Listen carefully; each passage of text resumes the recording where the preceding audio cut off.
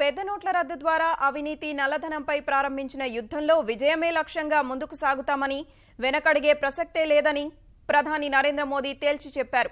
పెద్ద నోట్ల రద్దు ఆరంభం మాత్రమేనన్న ఆయన త్వరలో బినామీ ఆస్తుల చట్టాన్ని అమలు చేసి అక్రమార్కులపై ఉక్కుపాదం మోపుతామని మనసులో మాట కార్యక్రమంలో హెచ్చరించారు. పెద్ద నోట్ల రద్దు తర్వాత బ్యాంకింగ్ నిబంధనల్ని పదే పదే మార్చడాన్ని సమర్థించుకున్న మోదీ ప్రజల ఇబ్బందుల్ని తగ్గించడం సహా అక్రమార్కుల ఎత్తుల్ని చిత్తు చేసేందుకే అలా చేస్తున్నట్లు వివరించారు. అవినీతిపై యుద్ధంలో విజయం సాధించేందుకు దేశ ప్రజలు సహాయ సహకారాలు అందించాలని ప్రధాని నరేంద్ర మోదీ మరోమారు విజ్ఞప్తి చేశారు. ప్రతి నెల ఆకాశవాణి ద్వారా తన మనసులో మాటను దేశ ప్రజలకు నేరుగా చెబుతున్న ఆయన పెద్ద నోట్ల రద్దు సహా వేర్వేరు అంశాలపై విస్తృతంగా మాట్లాడారు. పెద్ద నోట్ల రద్దు తర్వాత నగదు కొరతతో ఇబ్బందులు ఎదురవుతున్న అవినీతి నల్లధనంపై పోరులో మద్దతునిస్తున్న ప్రజలకు మోదీ మరోమారు ధన్యవాదాలు తెలిపారు. సామాన్యులు ఇచ్చిన సమాచారంతోనే నల్ల కుబేరులపై ప్రభుత్వం ఉక్కుపాదం మోపుతోందని వివరించారు. मैं लोगों को एक और कारण के लिए भी धन्यवाद देता हूं कि उन्होंने न केवल परेशानियां उठाई हैं, बल्कि उन चुनिंदा लोगों को करारा जवाब भी दिया है जो जनता को गुमराह करने की कोशिश कर रहे हैं। भांति भांति अफवाहों के बावजूद भी देशवासियों के मन को कोई डुला नहीं सका है। इतना ही नहीं, कई लोग मैदान में आए, अपने क्रिएटिविटी के द्वारा, अपनी बुद्धि शक्ति के द्वारा अफवाह फैलाने वालों को भी बेनकाब किया, अफवाहों को भी बेनकाब कर दिया और सत्य लाकर के खड़ा कर दिया।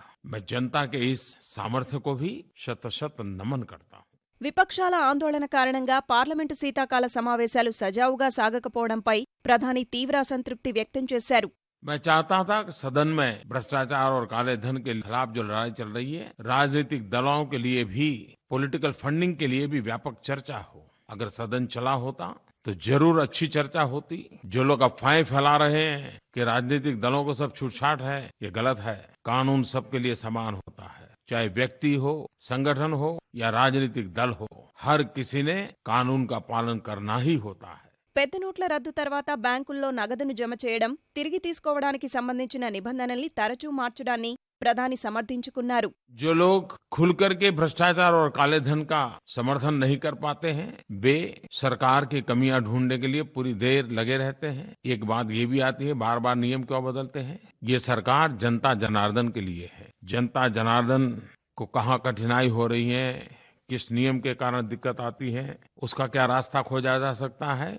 हर पल सरकार एक संवेदनशील सरकार होने के कारण जनता जनार्दन की सुख सुविधा को ध्यान में रखते हुए जितने भी नियम बदलने पड़ते हैं बदलती है, ताकि लोगों की परेशानी कम हो। दूसरी तरफ मैंने पहले ही दिन कहा था, 8 तारीख को कहा था, ये लड़ाई असामान्य है। 70 साल से बेईमानी और भ्रष्टाचार के काले कारोबार में कैसी शक्तियां जुड़ी हुई है, उनकी ताकत कितनी है। ऐसे लोगों से मैंने जब मुकाबला करना ठान लिया है तो वे भी तो सरकार को पराजित करने के लिए रोज नए तरीके अपनाते हैं। जब वो नए तरीके अपनाते हैं तो हमें भी तो उसके काट के लिए नया तैर कर अपनाना पड़ता है। तू डाल डाल तो मैं पात पात, क्योंकि हमने तय किया है कि भ्रष्टाचारियों को, काले कारोबारों को, काले धन को मिटाना है।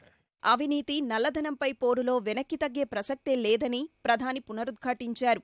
सरकार ऐसे सारे बुराइयों के साथ लड़ने के लिए प्रतिबद्ध है और जब आपका सहयोग है तो फिर लड़ना बहुत आसान है। मैं आपको विश्वास दिलाता हूं कि ये पूर्ण विराम नहीं है, ये तो अभी शुरुआत है। ये जंग जीतना है और थकने का तो सवाल ही कहां उठता है, रुकने का तो सवाल ही नहीं उठता है। और जिस बात पर 125 करोड़ देशवासियों के आशीर्वाद हो, उसमें तो पीछे हटने का कोई प्रश्न ही नहीं उठता है। आपको मालूम होगा, हमारे देश में बेनामी संपत्ति का एक कानून 1988 में बना था, लेकिन कभी भी न उसके रूल्स नहीं बने, उसको नोटिफाई नहीं किया, ऐसे ही वो ठंडे बस्ते में पड़ा रहा। हमने उसको निकाला है और बड़ा धारदार बेनामी संपत्ति का कानून हमने बनाया है। आने वाले दिनों में वो कानून भी अपना काम करेगा। देश हित के लिए, जनहित के लिए जो भी करना पड़े, ये हमारी प्राथमिकता है। నగదు రహిత ఆర్థిక వ్యవస్థ దిశగా సాగాల్సిన అవసరాన్ని మరోమారు ప్రముఖంగా ప్రస్తావించిన ప్రధాని అందుకోసం ప్రభుత్వం చేపడుతున్న చర్యల్ని వివరించారు. డిజిటల్ లావాదేవీలు ప్రోత్సహించే లక్ష్యంతో నేటి నుంచి అదృష్ట వినియోగదారుడి పథకం, డిజిధన్ వ్యాపార పథకాన్ని అమల్లోకి తెచ్చిన విషయాన్ని మోదీ గుర్తు చేశారు. मेरे प्यारे देशवासियों, मुझे ये जानकर के खुशी होती है कि देश में टेक्नोलॉजी का उपयोग कैसे करना, ई पेमेंट कैसे करना, ऑनलाइन पेमेंट कैसे करना, इसकी जागरूकता बहुत तेजी से बढ़ रही है।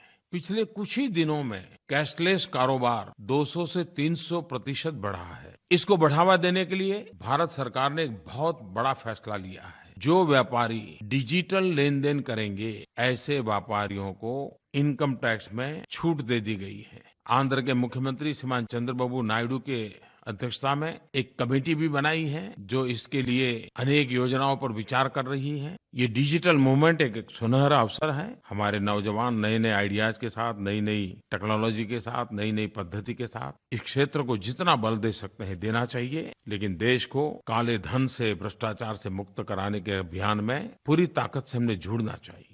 దేశ ప్రజలందరికీ క్రిస్మస్ శుభాకాంక్షలు తెలిపిన ప్రధాని నేడు పుట్టినరోజు జరుపుకుంటున్న మాజీ ప్రధాని అటల్ బిహారీ వాజ్పేయికి శుభాకాంక్షలు తెలిపారు. దేశానికి వాజ్పేయి చేసిన సేవల్ని, ఆయనతో ఉన్న అనుబంధాన్ని గుర్తు చేసుకున్నారు.